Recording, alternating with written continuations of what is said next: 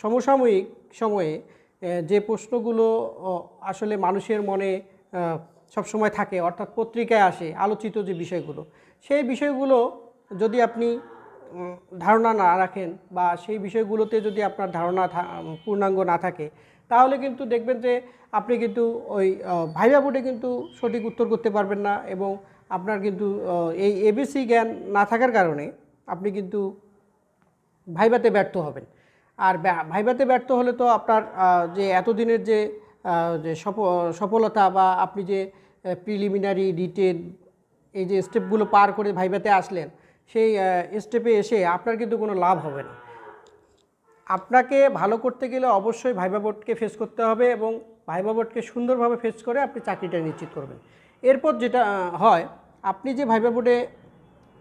viva দিতে যাচ্ছেন সেখানে আসলে সদস্য